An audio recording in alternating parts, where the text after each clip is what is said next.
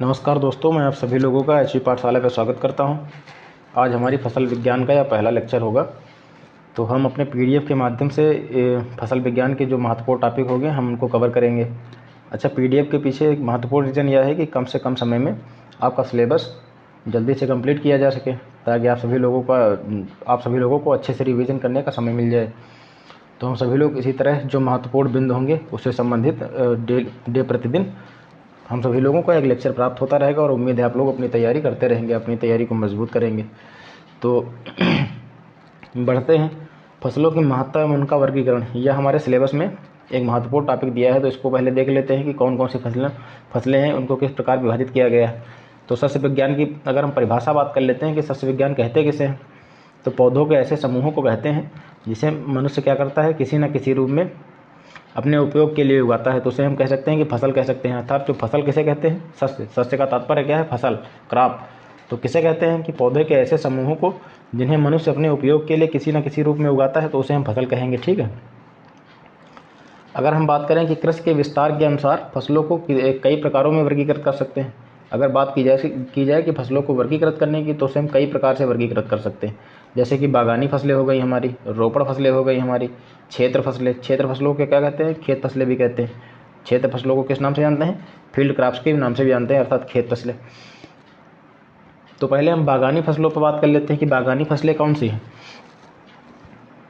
बागानी फसलें किसे कहेंगे, तो बागानी फसलें हम उसे कहेंगे, इस प्रकार की फसलों को हम बहुत छोटे क्षेत्रों पे उगाते हैं। तो बागानी फसलों की अगर महत्ता की बात करते हैं तो इनका एरिया क्या है, इनका एरिया काफ़ी छोटा है।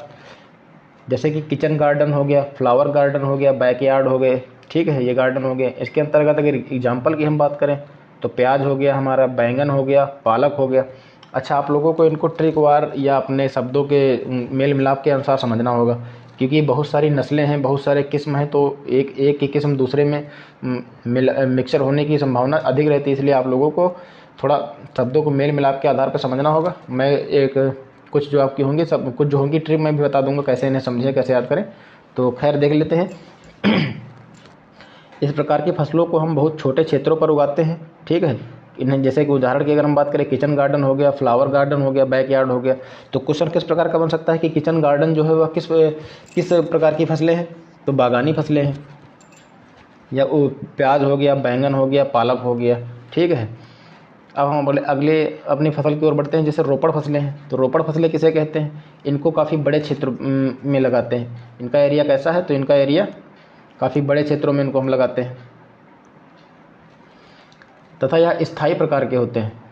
क्या होता है स्थायी, जो रोपड़ फसलें होते हैं कैसी होती हैं, रोपड़ फसलें स्थायी प्रकार की होती हैं। अर्थात ये प्रत्येक कटाई के बाद दोबारा लगाने की आवश्यकता इन्हें नहीं पड़ती।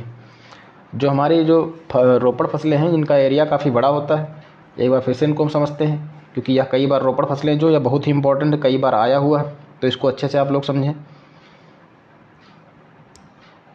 रोपड़ फसलें, इनका एरिया कैसा होता है, इनका एरिया काफ़ी बड़ा होता है। यह स्थायी प्रकार की होती हैं। अर्थात तात्पर्य, या स्थायी का तात्पर्य क्या है कि इनको दोबारा लगाने की आवश्यकता नहीं होती। इनको अगर आप लोग एक बार लगा देते हैं तो इनको दोबारा लगाने की आवश्यकता नहीं पड़ेगी। ठीक है। जैसे कि चाय हो गया, रबर हो गया, काफ़ी हो गया, कोको हो गया, इनके आप लोग एग्जाम्पल याद रखिए, कई बार पूछे गए हैं। आप सभी लोग जब मॉक टेस्ट लगाएंगे तो इसकी महत्ता को समझ पाएंगे। चाय हो गया, रबड़ हो गया, काफ़ी हो गया, कोको हो गया, कैसे पूछे जा सकते हैं। जैसे एक दिया गया, निम्नलिखित में से कौन सी एक फसल रोपड़ फसल की उदाहरण है। चाय दे दिया गया, प्याज दे दिया गया, लहसुन दे दिया गया, पालक दे दी गई, तो उसमें कौन सा सही हो गया, चाय सही हो गया। जैसे कि क्या प्रश्न पूछ सकते हैं कि आप लोगों से कौन सी फसल रोपड़ फसल का उदाहरण है, क्योंकि ये इसी प्रकार का प्रश्न आया है। तो एक बार देख लेते हैं, कौन सी फसल रोपड़ फसल का उदाहरण है, रोपड़ फसल का उदाहरण है। ठीक है, मान लेते हैं ए ऑप्शन दे दिया आप लोगों को, ए ऑप्शन दे दिया प्याज, बी दे दिया लहसुन, बी दे दिया आप लोगों को लहसुन, ठीक है, सी दे दिया आप लोगों को पालक, कोई भी दे सकते हैं, डी दे दिया आप लोगों को चाय या रबर या कॉफ़ी। तो इनमें से कौन सा सही है, तो आपका सही होगा काफ़ी। कौन सा सही होगा मित्रों, कौन सा सही होगा, तो काफ़ी सही होगा। इस प्रकार का प्रश्न पूछा गया है, तो आप लोग रोपड़ फसलों के उदाहरण याद रखिए। अगला हमारा फील्ड क्रॉप किसे कहते हैं, या खेत फसलें किसे कहते हैं। तो इस प्रकार की फसलों को हम बड़े क्षेत्रफल पर लगाते हैं। अगर हम बात करें कैसे प्रकार के क्षेत्रफल पर लगाते हैं, तो बड़े क्षेत्रफल पर लगाते हैं। तात्पर्य है यह अधिकतर मौसमी होते हैं। ये कैसे होते हैं, मौसमी होते हैं, जैसे धान, गेहूँ, कपास, चना, मटर, खरीफ, रबी, जायद, इस प्रकार की मौसमी फसलें होती हैं। ठीक है, तो उपरोक्त तीनों वर्गों में सस्य विज्ञान के अंदर क्षेत्र फसलों का ही अध्ययन करते हैं। सस्य विज्ञान के अंदर हम किसका अध्ययन करते हैं, क्षेत्र फसलों का, फील्ड क्रॉप का अध्ययन करते हैं। ठीक है, अतः हम इनको निम्न प्रकार से वर्गीकृत कर सकते हैं। इनका विभाजन आगे चल के कई प्रकार का है। अच्छा, जैसे चाय, काफ़ी, चाय, रबर, कॉफ़ी, कोको, इस प्रकार के कई प्रश्न पूछे गए हैं आपके एग्जामों में कि जैसे निम्नलिखित में से चाय का उत्पादन सबसे ज़्यादा कहाँ होता है, असम, पश्चिम बंगाल, तमिलनाडु, कर्नाटक, या निम्नलिखित में से किस राज्य में नहीं होता। इस प्रकार के कई प्रश्न बने हैं, तो आप लोग ऐसे याद रखेंगे इन सभी को। अब हम इनको कैसे विभाजित कर सकते हैं अपनी फसलों को, तो उद्गम के आधार पर विभाजित कर सकते हैं, जीवन चक्र के आधार पर विभाजित कर सकते हैं, ऋतुओं के आधार पर विभाजित कर सकते हैं, आर्थिक आधार पर विभाजित कर सकते हैं, उनके विशेष उपयोग के आधार पर विभाजित कर सकते हैं, वानस्पतिक वर्गीकरण के आधार पर फसलों का कर सकते हैं। ठीक है, तो पहले हम उद्गम एक एक करके अब आगे अपना समझते रहेंगे एक एक करके। ठीक है, तो उद्गम स्थल के आधार पर फसलों का अगर वर्गीकरण करें तो उद्गम स्थल के अंतर्गत कौन कौन से आएंगे, तो उद्गम स्थल के अंतर्गत हमारा देशज फसलें हो गई, नेटिव क्रॉप्स हो गई। देशज फसलों का तात्पर्य क्या है, जो हमारे ही देश के उद्गम स्थल हो या हमारे देश के अंतर्गत उनकी उत्पत्ति हुई हो। विदेशज फसल का किसे कहेंगे, विदेशज फसल का तात्पर्य है कि हमारा देश छोड़ करके, जैसे भारत देश की बात अगर हम करें तो ये हमारा देशज के अंतर आ गया। ठीक है, अगर भारत के बाहर की अगर हम बात करें, नेपाल हो गया, पाकिस्तान हो गया, बांग्लादेश, अमेरिका, अफ्रीका, जापान, ये सभी क्या होंगे, ये विदेशज हो गए। अगर वहाँ की कोई किसी भी फसल की अगर उत्पत्ति होती है तो हमारी विदेशज फसल कहलाएगी। ठीक है, तो खैर अपना हम एक एक करके बारी बारी समझते रहेंगे। देशज फसलें, पहली हमारी फसल कौन सी है, पहली हमारी फसल है देशज फसल। ठीक है, तो इसको समझते हैं देशज फसलें क्या है। नेटिव क्रॉप्स, जब इस प्रकार की दोस्तों मैंने अच्छी से अच्छी भाषा में आपके लिए PDF बनवा दी। ठीक है, तो आप अगर चाहें तो वीडियो पॉज करके रोक करके आप लोग इसको पढ़ सकते हैं। और इसके कीवर्ड क्या है, आप लोगों को याद कौन से वर्ड रखने ये मैं बता दूंगा, और जो इसके पीछे के कीवर्ड के कॉन्सेप्ट होगा उसको मैं भी अच्छे से समझा दूंगा आप लोगों को।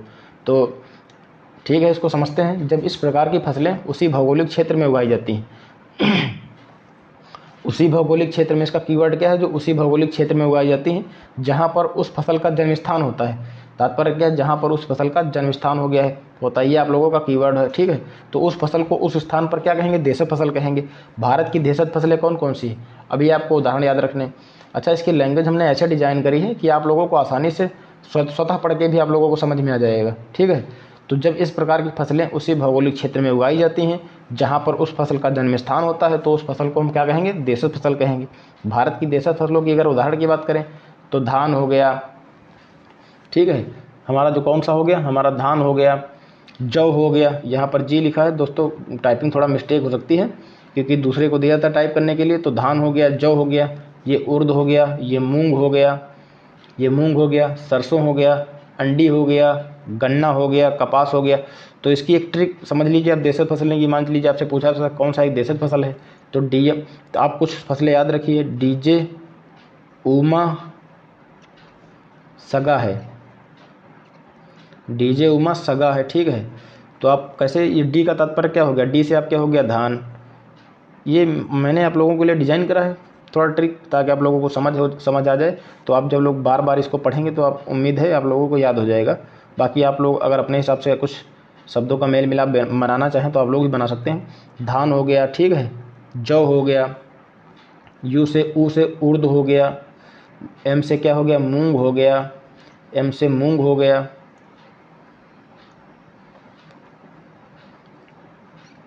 एम से मूंग हो गया, ए से अंडी हो गया, ए से क्या हो गया आपका, ए से हो गया अंडी, सा से क्या हो गया, सरसों, गा से क्या हो गया, गन्ना।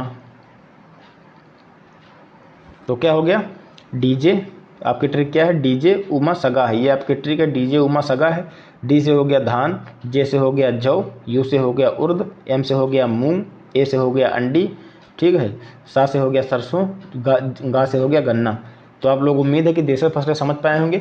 देशज का तात्पर्य क्या है, जैसे कि हमारा भारत देश है तो यहाँ पर जहाँ की जो मूल फसलें हैं इनका जो निवास स्थान यहीं का है, शुरुआत तात्पर्य है कि इनकी उत्पत्ति या उद्गम स्थल यहीं का है, भारत का ही है, तो उन्हें हम देशज फसलें कहेंगे। तो उसके अंतर्गत कौन कौन है, डीजे उमा सगा है, धान, जौ, उर्द, मूंग, सरसों, अंडी गन्ना, कपास। तो उम्मीद है आप लोगों को देशज फसलें समझ में आ गई होंगी। अब हम विदेशज फसलों की ओर बढ़ते हैं कि विदेशज फसलें किसे कहते हैं। एक्जोटिक और एलियन क्रॉप भी, आप मान लीजिए आप एलियन क्रॉप किसे कहते हैं, तो इसमें कंफ्यूज होने की ज़रूरत नहीं है। विदेशज फसलों को हम एलियन क्रॉप भी कहते हैं, ठीक है।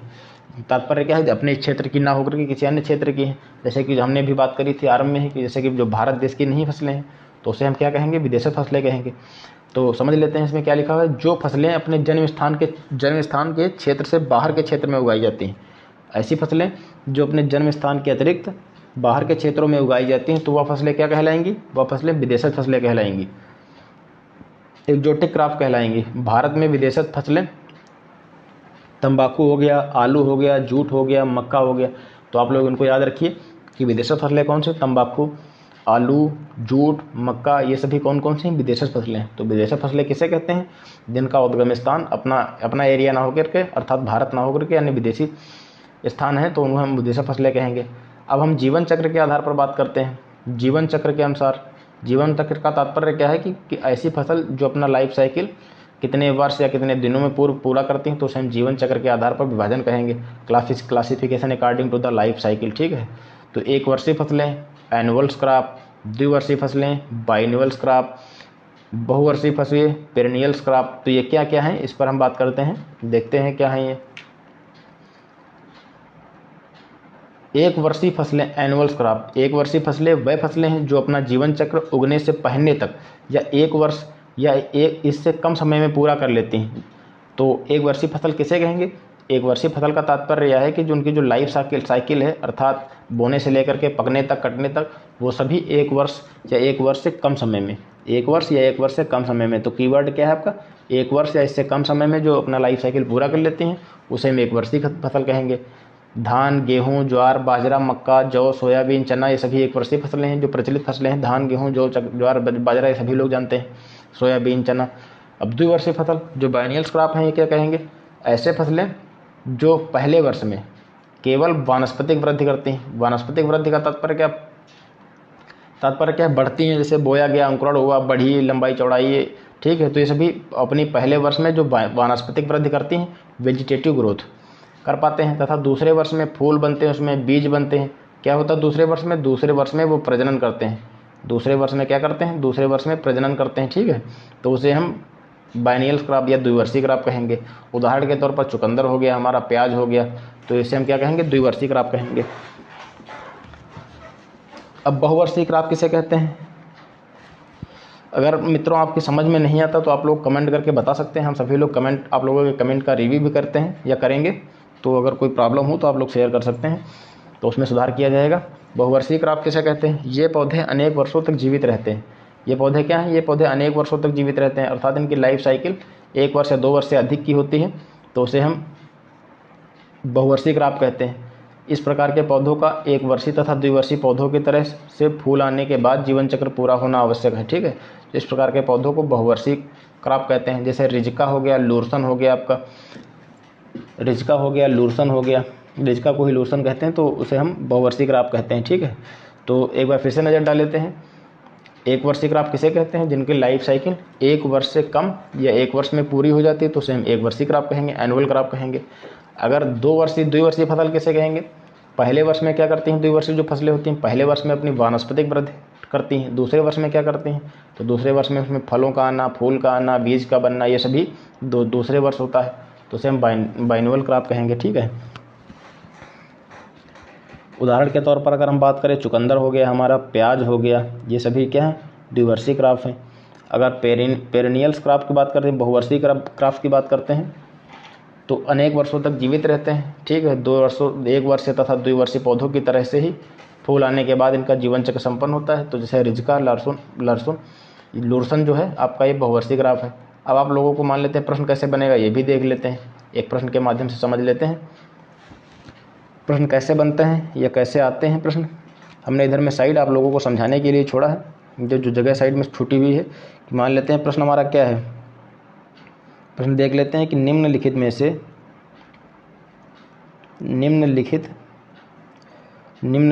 से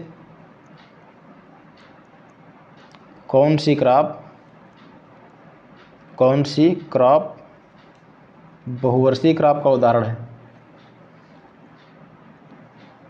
बहुवर्षीय फसल का उदाहरण है, बहुवर्षीय फसल का उदाहरण है।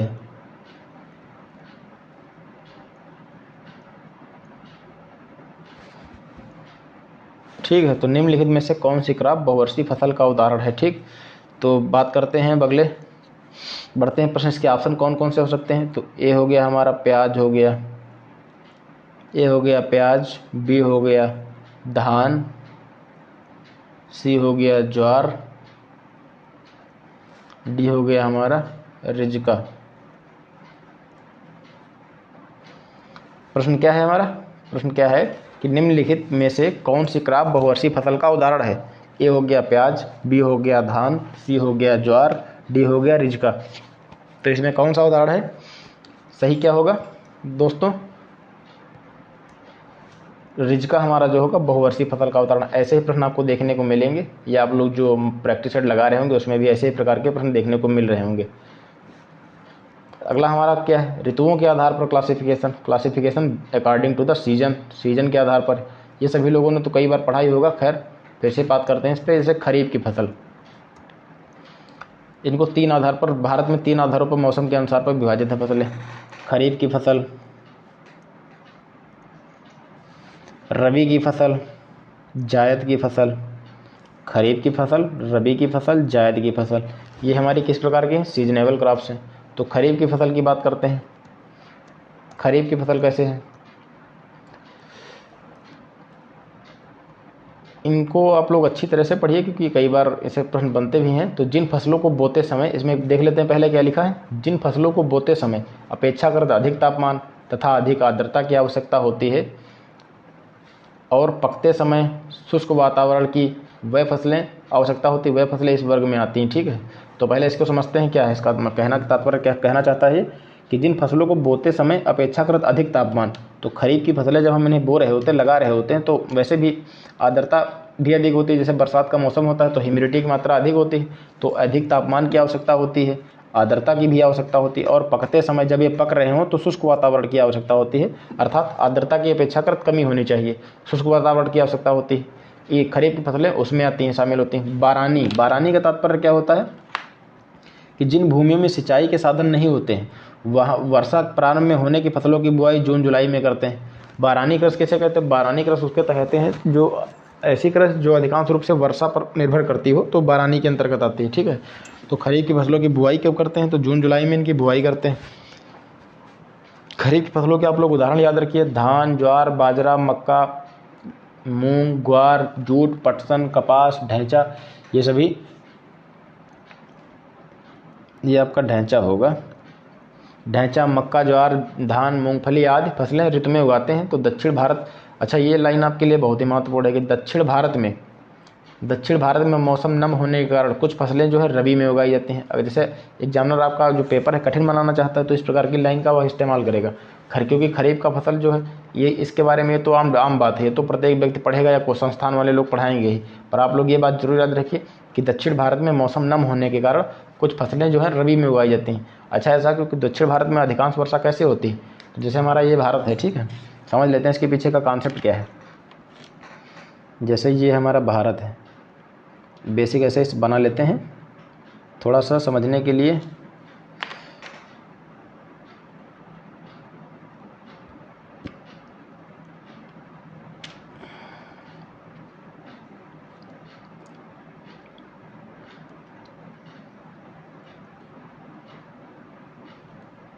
ये हो गया आपका बांग्लादेश, ये मान लेते हैं हमारा भारत है, ठीक है। तो ये दक्षिणी इलाका है, कौन सा, ये हो गया तमिलनाडु इलाका आपका, ये हो गया केरल, ये हो गया कर्नाटक। तो यहाँ पर जो वर्षा होती है वह यह दक्षिण पश्चिमी मानसून से नहीं होती, ये दक्षिण हो गया आपका, दक्षिण पश्चिमी मानसून से वर्षा नहीं होती, ठीक है। यहाँ पर वर्षा जो होती है उत्तर पूर्वी मानसून से होती है, ये वाले इस मानसून से आपकी इस इलाके में वर्षा होती है, ठीक है। तो तात्पर्य यह है कि जब यहाँ पर वर्षा की हो रही होगी, क्योंकि उत्तर पूर्व वाला मानसून से वर्षा हो रही होती है, जो लौटता हुआ मानसून करीब होता है, इस प्रकार के हम कह सकते हैं। तो यहाँ का इलाका अपेक्षाकृत नम होता है। तो वही ये कह रहा है कि दक्षिण भारत में मौसम नम होने के कारण कुछ फसलें जो है रबी में भी उगाई जाती हैं। तो जो खरीफ की फसलें हैं वो रबी के मौसम में भी कुछ उगाई जाती हैं दक्षिण भारत में, तमिलनाडु, केरल, कर्नाटक, इन इलाकों में। तो उम्मीद है आप लोगों को जो ये बात कहना चाह रहा है समझ में आ गया होगा। हमने समझा दिया आप लोगों को अच्छे से। फिर से एक बार देख लेते हैं खरीफ की फसलों के अंतर्गत क्या होता है, जो कीवर्ड होते हैं उनको हम समझ लेते हैं। तो खरीफ के अंतर्गत अपेक्षाकृत अधिक तापमान की आवश्यकता होती है। किस प्रकार के तापमान की आवश्यकता होती है? अधिक तापमान की आवश्यकता होती है, अधिक आर्द्रता की आवश्यकता होती है, और जब फसल पक रही हो तो उसके लिए शुष्क वातावरण की आवश्यकता होती है। इसको आप लोग जरूर याद रखिए।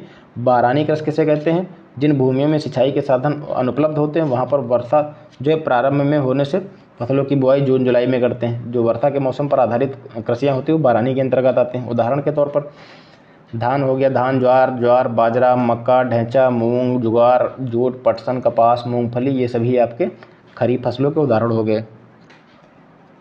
और ये टैग लाइन तो आप लोग याद ही रखेंगे क्योंकि ये आप लोगों के लिए अत्यधिक महत्वपूर्ण है। थोड़ा पेपर अगर एग्जामिनर कठिन बनाना चाहेगा तो इस प्रकार की लाइन का इस्तेमाल करेगा। दक्षिण भारत में मौसम नम होने के कारण कुछ फसलें रबी में उगाई जाती हैं। हमने इसके लिए कॉन्सेप्ट क्या है इसके पीछे हमने ये भी बता दिया आपको, ठीक, कि उत्तर पूर्वी मानसून से यहाँ वर्षा होगी, यही वजह है। अब हम बात करते हैं रबी की फसलें। कौन सी फसलें? रबी की फसलें। तो रबी की फसलें इस वर्ग में आने वाली फसलों की बुआई जो होती है उसके समय कम तापमान की आवश्यकता होती है, और जब पक रही हो बुआई के समय किस प्रकार के बुआई जब की जा रही होगी रबी की फसलों की तो अपेक्षाकृत तापमान कम होना चाहिए। वहीं जब पक रहा हो तो शुष्क और गर्म वातावरण की आवश्यकता होती है। सामान्यतः ये फसलें कब बोई जाती हैं? अक्टूबर तथा नवंबर में बोई जाती हैं। ये नवंबर लिखा है पर आप लोग इसको नवंबर समझिए। अक्टूबर तथा नवंबर के महीनों में बोई जाती हैं, जिससे उनकी प्रारंभिक वृद्धि के लिए, जब ये प्रारंभिक वृद्धि कर रही हो तो उनको ठंडी जलवायु की आवश्यकता होती है तथा कम आर्द्रता की आवश्यकता होती है। तो ये अल्प दीप्तकालिक अवस्थाएं प्रदर्शित करती हैं, ठीक है, प्राप्त हो सकें। और जब ये पक रही होती है मार्च अप्रैल के महीने में गर्म तथा दीर्घ दीप्तकालिक आवश्यकता होती है। तो अब लोग इसको याद रखिए। सिंपल देखिए, सिंपल पढ़ने से दोस्तों आपका काम नहीं चलेगा, क्योंकि आपको जॉब पाना है। तो कोई एक ऐसी किताब नहीं है जिससे आप पढ़ के गवर्नमेंट जॉब को पा सके। तो आपको इधर उधर थोड़े बहुत हाथ तो मारने ही पड़ेंगे और मेहनत भी करनी पड़ेगी। दीर्घ दीप्तकालिक काल की अवस्थाएं उपलब्ध हो सकें। इस वर्ग में चना हो गया, मटर हो गया, जौ हो गया, गेहूं, सरसों, मसूर, रिजका, बरसीम आदि फसलें आती हैं। तो इसको समझते हैं क्या कहना चाहता है या क्या है ये चीज़। तो रबी की फसलें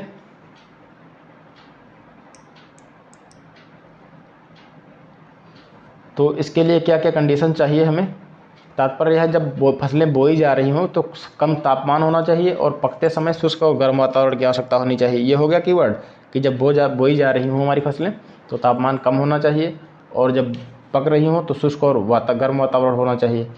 अब अक्टूबर नवंबर के महीने में बोई जाती हैं। अगर प्रश्न पूछा जाए कि रबी की फसलें कब बोई जाती हैं तो अक्टूबर नवंबर के महीने में बोई जाती हैं, जिससे उनकी प्रारंभिक वृद्धि के लिए, जब उनकी प्रारंभिक वृद्धि हो रही हो तो अल्प दीप्तकालिक अवस्थाएं प्रदर्शित करते हैं। जब वो पक रही होंगी तो दीर्घ दीप्तकालिक अवस्थाएं प्रदर्शित करती हैं। ये वाली दीर्घ दीप्तकालिक अवस्थाएं प्रदर्शित करती हैं। उदाहरण के तौर पर बात करें तो गेहूं हो गया, गेहूं, जौ, चना, मटर, सरसों, मसूर, रिजका, बरसीम, ये सभी रबी की फसलें के अंतर्गत आती हैं। जायद की फसलें कौन सी? जायद फसलें कौन सी हैं? इस वर्ग की फसलों में तेज गर्मी, शुष्क हवाएं सहन करने वाली अच्छी क्षमता होती है। ये जो जायद फसलें होती हैं ये तेज गर्मी को सहन कर लेती हैं, शुष्क हवाएं सहन कर सकती हैं। इस वर्ग में बोई जाने वाली फसलों में खीरा, ककड़ी, तरबूज, मूंग व लोबिया, इसको आप याद रखिए। अक्सर आदमी कंफ्यूज होता है कि किस में शामिल होंगे। तो एमएल याद रखिए। एमएल क्या है? तो एमएल जायद है। एमएल क्या है? एमएल जायद है, जायद फसल है। एम से हो गया आपका मूंग, एल से हो गया लोबिया। तो खीरा, ककड़ी, तरबूज, ठीक है, मूंग व लोबिया, ये आप सभी लोगों की कौन सी क्रॉप है? तो ये आप सभी लोगों की जायद क्रॉप है।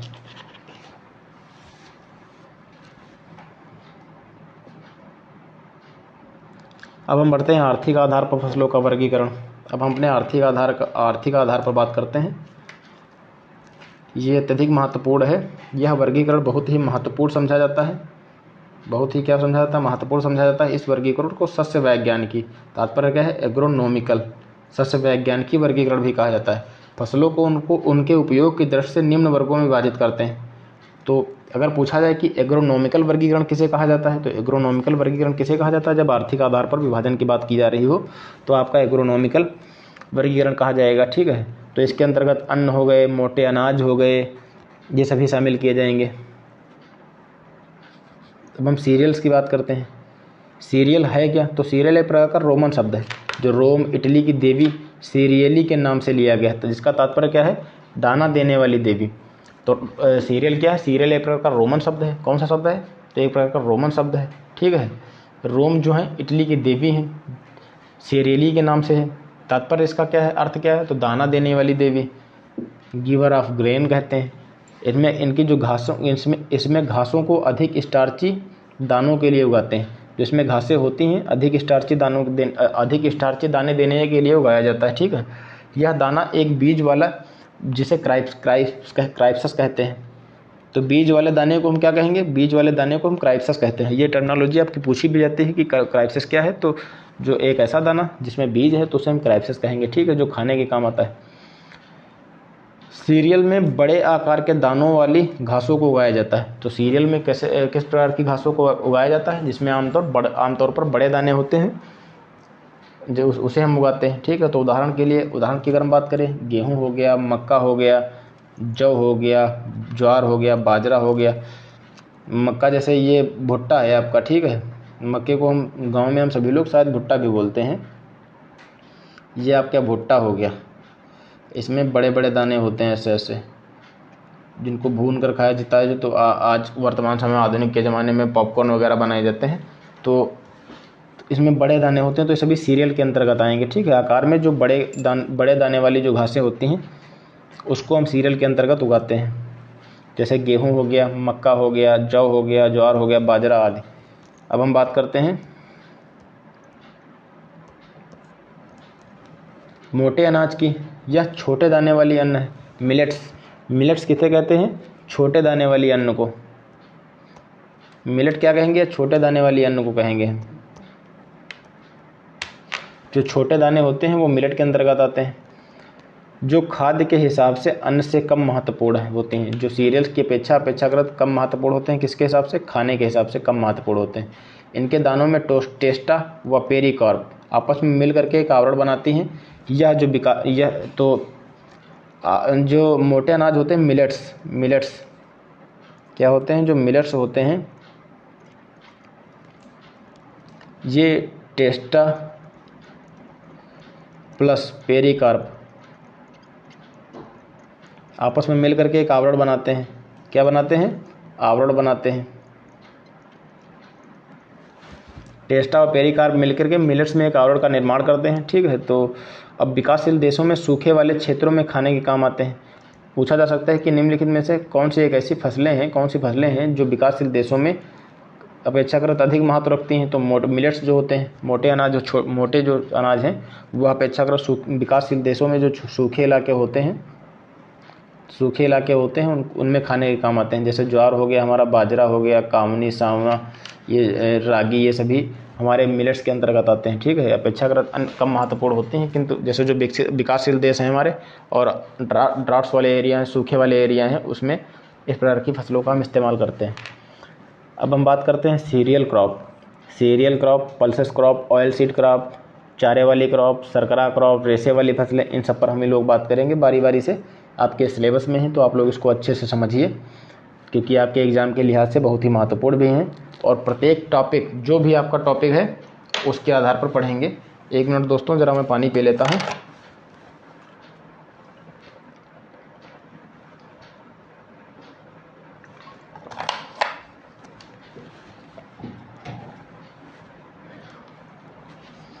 तो अब हम सभी लोग अनाज की फसलें पढ़ेंगे। सीरियल क्रॉप किसे कहते हैं? तो पहले देखते हैं इस पैराग्राफ में क्या लिखा गया है। इस वर्ग में ऐसी फसलें आती हैं जिनके दाने अनाज के रूप में खाने के उपयोग में लाए जाते हैं।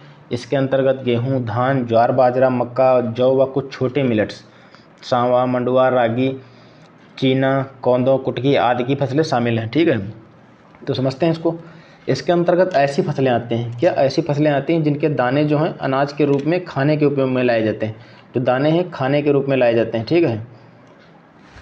इसके अंतर्गत गेहूं, धान, ज्वार, बाजरा, मक्का तथा कुछ छोटी मिलेट्स जो हैं, छोटी मिलेट्स कौन सी? सांवा, मंडुआ, चीना, कौंदो, कुटकी, ये सभी इसके अंतर्गत शामिल हैं, सीरियल क्रॉप के अंतर्गत आपके, ठीक है। अब हम बात कर लेते हैं दलहनी फसलों की।